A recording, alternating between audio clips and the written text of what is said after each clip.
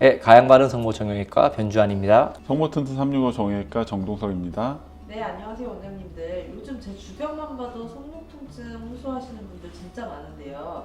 특히 핸드폰 오래 하거나 컴퓨터를 오래 하시는 분들, 이런 분들 많이 아프신 것 같아요. 어떤 종류의 질병이 있는 건가요? 손목 아프신 분들?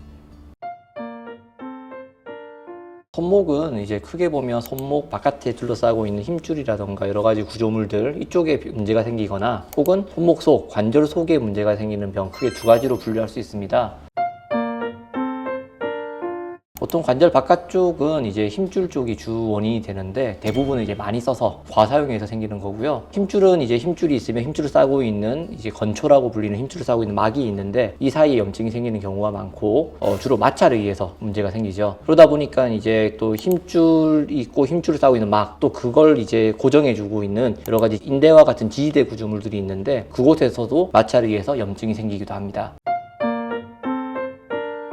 힘줄염 치료는 일단 이제 우리가 통증을 잡아주는 치료가 있고 재발을 방지하는 것 두 가지를 좀 분리해서 생각해야 됩니다. 일단 마찰에 의해서 염증이 생겼기 때문에 염증을 줄여주면 통증이 줄어들 텐데 증상이 정말 경미하면 먹는 약으로도 일부 호전될 수는 있습니다. 그런데 생활에 불편감을 유발할 정도라면 사실 약으로 좋아지긴 좀 힘들고, 힘줄 부위에 있는 염증을 줄이기 위해서 제일 많이 쓰는 게 주사가 제일 빠르긴 합니다. 입으로 먹는 약은 손목으로 가는 양이 얼마 안 되고 약 성분을 손목에 직접 주사를 할 경우에 빠르게 효과적으로 염증을 줄일 수가 있습니다. 염증이 줄어든다고 모든 게 끝난 게 아니라 다시 재발을 안 해야 될 텐데, 아까 처음에 생긴 원인이 과사용이라고 말씀드렸으니까 당연히 사용을 줄이면 재발은 덜하게 됩니다. 근데 이제 우리가 손목을 일부러 많이 쓰는 사람이 없는 것처럼 이제 손목을 꼭 필요하니까 생활하면서 일하면서 쓰는 거라서 이게 의도적으로 사용하지 않기가 상당히 힘들어서 회복을 위해 하는 치료가 고강도 레이저 치료 혹은 체외 충격파 치료, 이런 치료들이 있습니다. 그런 치료들을 통해서 손목에 있는 힘줄을 회복하고 주변 연부 조직을 회복을 하면 재발을 줄일 수가 있습니다. 일단 관절 안의 문제는 과사용으로 인해서 관절 막 자체에 염증이 생기는 경우나, 그 다음에 이제 척골 충돌 증후군이라는 게 있는데, 척골하고 요골, 손목뼈를 이제 연결해주는 삼각 섬유연골 복합체라는 인대 복합체가 있는데, 그 부분이 이제 손을 많이 쓰게 되면 닳거나 뭐 찢어지거나 하는 경우가 생기게 되고, 그렇게 되면 뭐 짚는 동작에서 이제 통증이 많이 생기게 돼서 손목 문제로 찾는 경우가 많습니다.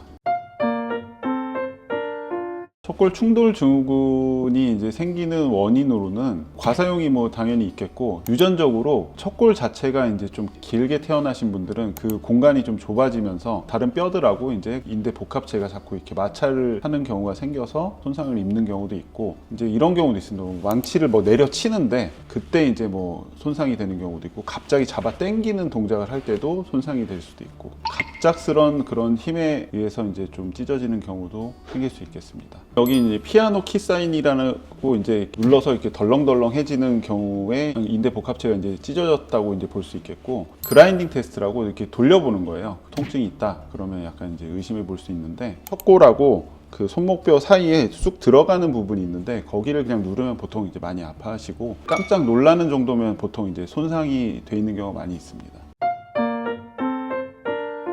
주사 치료를 할 수도 있고, 아니면 이제 뭐 충격파나 레이저 이런 걸로 이제 조직을 좀 회복시킬 수 있는데, 완전히 찢어지거나 밑에 디스크가 또 있는데 그런 게 이제 손상이 된 거는 그런 치료로 뭐 만약에 안 듣는다 그러면 이제 수술까지도 뭐 하는 경우도 많이 있습니다. 자주 생기는 손목 질환들은 어떤 게 있나요? 이제 우리가 많이 볼 수 있는 건 득게르뱅 병이라고, 이제 우리가 엄지손가락을 이렇게 펴주고 벌려주고 하는 힘줄이 있는데, 이 힘줄이 우리 엄지손가락 바로 아래 뼈가 톡 튀어나온 곳이 있는데 이 주변을 지나갑니다. 이 주변에 이제 통증이 생길 때 득게르뱅 병이라고 할 수가 있습니다. 간단하게 테스트해 볼 때 엄지손가락을 이렇게 말아주고 새끼손가락 방향으로 살짝 꺾었을 때 이 부위에 통증이 심하게 느껴지면 이제 그 병으로 의심해 볼 수가 있고요. 보통 이제 증상이 좀 심해지면 이제 환자분들이 여기가 더 아픈 게 아니라 엄지손가락 방향으로 아프다고 표현하실 때도 있고요. 가끔 좀 더 손목보다 좀 더 위쪽이 아프다는 경우도 있고, 어쨌든 엄지손가락 주변을 타고 통증이 심할 때 이 병을 가장 흔히 볼 수 있습니다.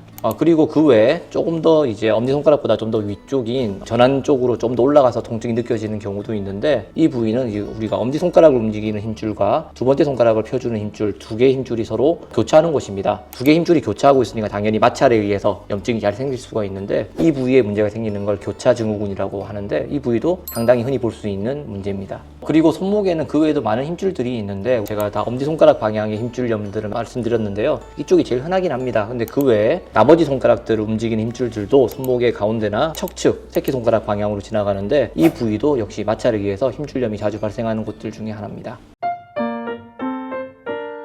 그 환자분들이 진료실 들어오실 때 손목에 갑자기 뼈가 튀어나왔다고 표현하시는 경우가 종종 있어요. 근데 갑자기 뼈가 튀어나올 일은 없기 때문에 이 결절종이 생각보다 딱딱하게 만져지는 경우도 많습니다. 그래서 마치 만져보면 뼈가 볼록 튀어나온 것처럼 느껴지는 경우도 있어서 그런 경우에는 이제 결절종을 의심해 볼 수 있다고 생각하시면 됩니다.